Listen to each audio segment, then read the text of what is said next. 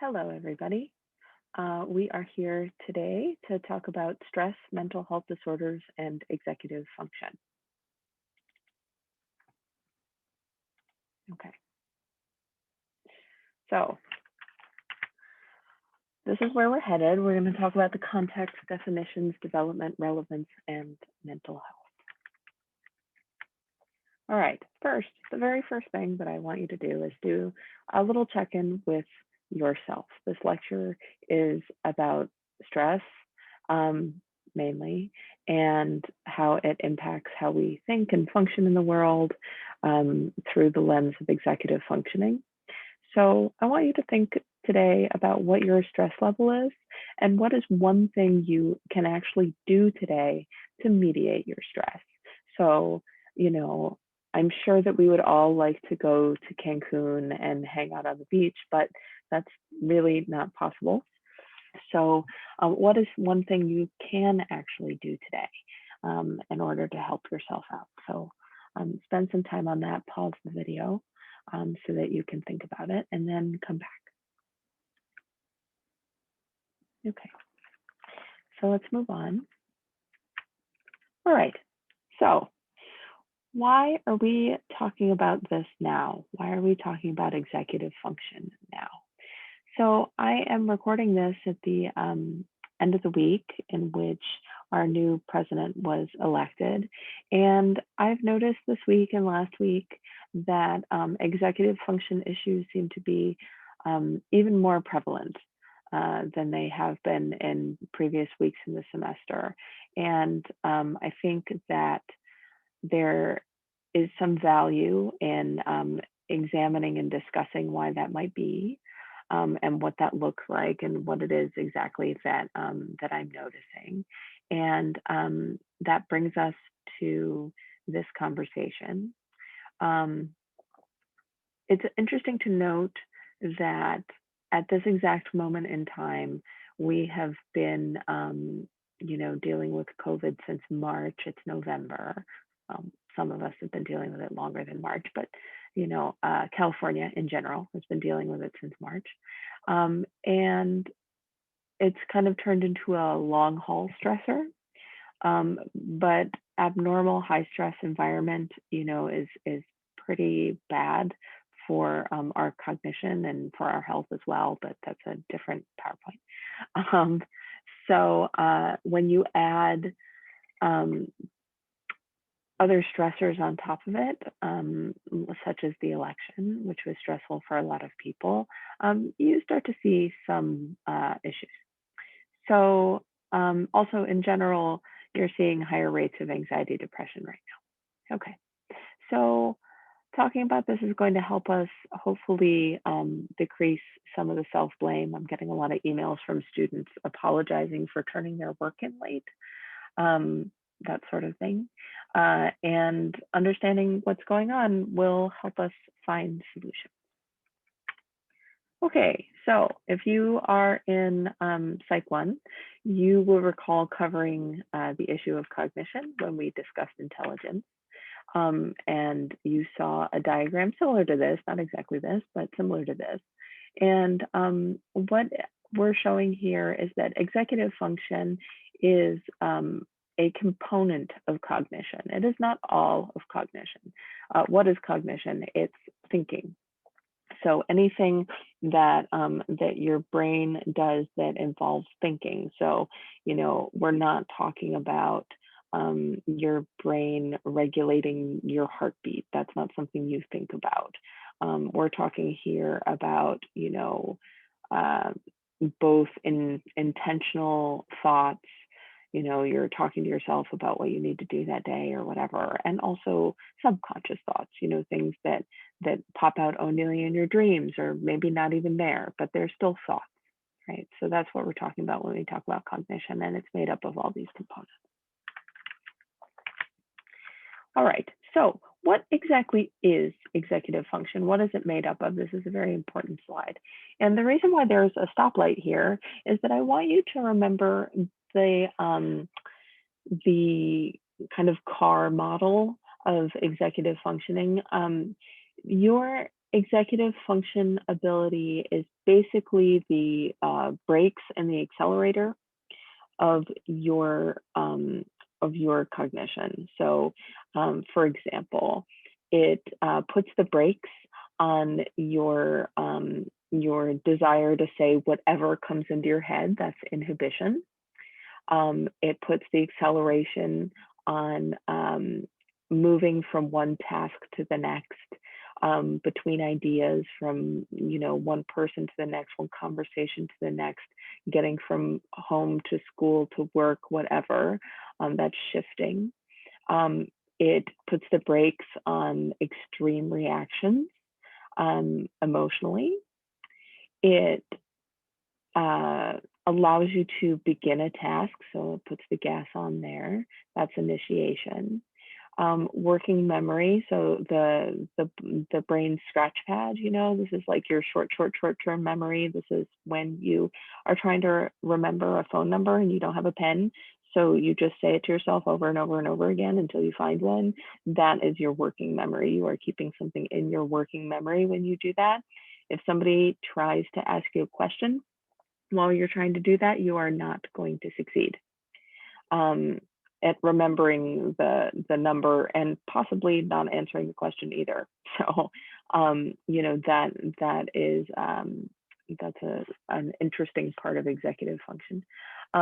Planning and organization, so strategy formation, thinking ahead, working on planning for what's needed. So that's the accelerator there. And materials organization, so having a system, knowing how you go about things, how you get stuff done. That's not exactly the same as strategy formation. It's like literally, what does your desk look like, right? So, and then finally, self-monitoring. So am I doing what I need to do to get the grade that I want in this course? Am I doing what I need to do to, continue working at this job? That sort of thing. Okay. So, child development of executive function begins pretty much from the very beginning. This is my daughter. Right. So in that video, she is 13 months in that video, and she is learning inhibition, right? In this case, she isn't learning to wait. She's learning not to grab a handful of the cat and pull, right? So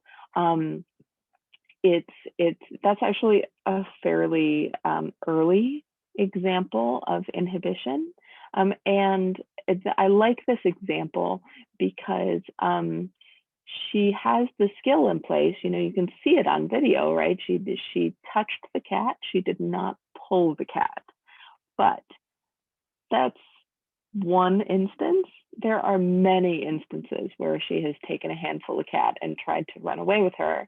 And this is a really good demonstration that though children might have the skills in place, they might have trouble with implementing them at the right time, and might need really strong scaffolding. So another example would be, if she's really, really excited, she's pretty calm there, right? But if she was really, really excited, I might walk over and hold her palm open so that she cannot close her fingers on the fur of the cat, right? So that's about as strong scaffolding as you can get.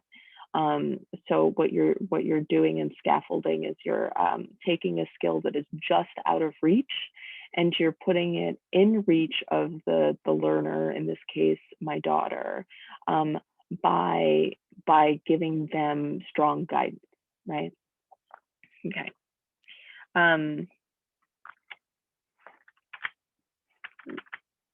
Okay. So in adults, executive functioning continues to develop at peaks around 25 to 29. And after that, it kind of slowly declines.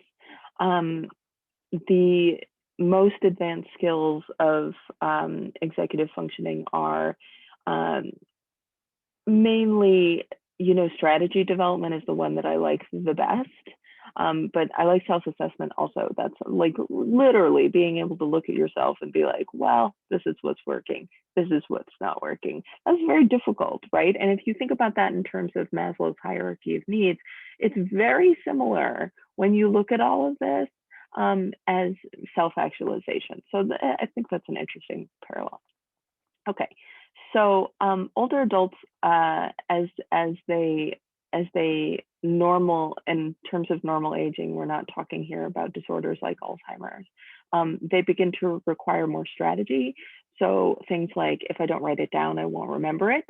And they have even more difficulty multitasking than the rest of us, though an argument can be made that we are all so bad at multitasking that it just becomes more obvious when we're older. Multitasking, not to go on too much of a tangent, but multitasking is absolutely terrible for productivity. No matter how good you think you are at it, there is plenty of research that shows that humans are just bad at multitasking. No matter how good you think you are, you're terrible at it. The best example that I can think of is texting and driving. Don't do that. You know, but even just task switching, so going back and forth between your email and your paper and your phone and your whatever, it's not good. It's not effective. You take a big hit in productivity. Okay, so that was a tangent about multitasking. All right, so why does this matter? Listen, independent living skills require that you have strong executive functioning, or at least decent executive functioning. Otherwise, your bills aren't going to get paid because you have spent all your money on, you know, in and out on the first of the month, and when rent comes due on the 10th, you have nothing. So it's really important for living skills and independent living skills that you develop some of these skills. Also, educational achievement. You know, as you go through the educational levels, you are scaffolded. Remember that word from the previous slide. You are scaffolded pretty aggressively through, you know, elementary school and high school to succeed. But once you get to college, you're really not.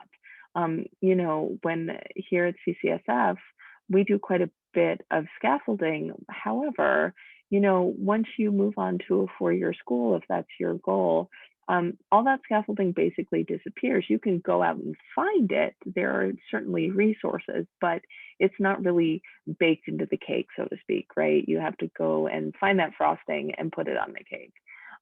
So it's really important, you know, for educational achievement that you get really good at this stuff, and employment is similar. So, you know, in order to have a complex job or a job that is you know, cognitively challenging and you have a lot of balls in the air, you have to be really good at this. I mean, and lastly, sound life decisions require pretty good executive functioning. You know, you have to have a pretty strong ability to, you know, think ahead, plan ahead, whatever, to create a long-term life plan. And not everybody has one, right? Because not everybody's capable of that. But if you want one, you really have to have some of these skills in order to achieve it, right? Also, you know, solid relationships, minimization of high risk behaviors, improved health outcomes, those all come down to basically the same thing, which is that you think through what you do before you do it. And you don't burn everything down because you're only thinking about the next step instead of, you know, the next 5 steps, the next 10 steps, you know. So, oops, wrong way. Okay, so executive functioning at schoolwork, I touched on this a little bit, but more specifically, you know, the issue in reading when you're having trouble with executive functioning is with comprehension and integration of information. You know, basically you're reading it, but you're not absorbing it, right? It's kind of going in one ear and out the other, I guess in one eyeball and out the other, I don't know. And then with recall, right? Because you're not really absorbing the information, you're not going to be able to give it back when you need it, when you need to, you know, take an exam or something like that. Also, you know, if you are reading a book and you have trouble kind of like tuning out everything that's going on around you, you're going to have a really hard time staying on task during long reads. You're going to get distracted. You're going to like go off on tangents. It's going to be very difficult to do long reads. Writing. So I see this a lot. There is a paper assignment in most of my classes, and you know, folks who have difficulty organizing their thoughts. So not just, you know, in each sentence, but also, you know, organizing the sentence into paragraphs that make sense together, and then having one paragraph lead into the next paragraph is very, very difficult. This is fairly high level executive functioning stuff. It's very difficult to do. But it's something that can be practiced, you know. What difficulty staying on prompt means is, you know, if you've been assigned to write about pink elephants, and by the end of the paragraph you're writing about purple giraffes, you've got a problem, right? So you're not staying on the task, and that's what that means. With regards to math, the issue is difficulty with steps to complex problems. So, you know, if you're getting into upper level math and you're talking about problems that have 10, 15 longer, you know, you're going to have a really, really hard time. Even shorter than that, you know, if math isn't really your thing, you know, you can get pretty far down into simplicity when you're struggling with this. But you're really going to have a hard time with problems that have steps to them. You're also going to have a lot of difficulty parsing word problems and being able to tune out information that isn't relevant, and difficulty with fast facts. So we're talking about like your times tables. Okay, so sort of a mental health aside here, autism spectrum disorder and executive functioning difficulties have some commonalities, and I thought it was useful to cover those just very briefly. Autism spectrum disorder is basically when you perceive the world differently than neurotypical folks. And these are some of the things that they experience, right? And that it's very these things overlap very heavily with executive functioning problems. Okay, so executive function needs you to function, right? It needs cognitive function. So to develop and then use your executive functioning capabilities, there needs to be space in your mind. So we just saw this diagram, and the way that it's illustrated here, everything takes up the same amount of space in your mind. If you picture the big circle to be your mind, everything's taking up the same amount of space, and there's plenty of room to expand if something needs to get bigger for a minute. But so back to why we're doing this lecture today, right? The problem becomes that when you are highly stressed by something, your attention is drawn very strongly to something in a way that it kind of consumes you. So we're talking here about things that you're ruminating on, or obsessing about, or, you know, something pretty much everybody is doing right now. Doom scrolling is like the word of the year, where, you know, you spend all this time on social media or on news sites, scrolling through articles and just like watching, you know, horrible thing after horrible thing go by. Well, the problem with that is that it takes up a lot of space in our mind, and we only have so much ability to balance so many things. And what gives first is executive function and memory, usually in that order. But they're very closely related anyway. So, sometimes your memory fails and then you start to lose some of your executive function. And I'm not talking here about like, you know, suddenly you can't remember your name. That's not what I mean. I mean, you have a really hard time remembering how to fill out a form that you filled out many times before at work or whatever. That is partially memory and partially executive function as well. So, we have to be mindful of how our brains actually work, how our minds actually function. And executive function is important, like this is how we get stuff done. This is how we initiate tasks. This is how we finish them. This is how we plan for them. And if we're failing in this area, we are not going to be able to manage our loads. We're not going to be able to manage our workload, whatever that means for you, if you're a student or a professor or whatever. You're not going to be able to manage what you have to do if you can't prioritize and think through things and, use your executive functioning skills. So yeah, that brings us to the end of the lecture. And what I wanna just underline here is that, we are under a tremendous amount of societal stress right now. Everybody is going through kind of a baseline of the same thing. And then we have whatever individual stuff we have on top of that.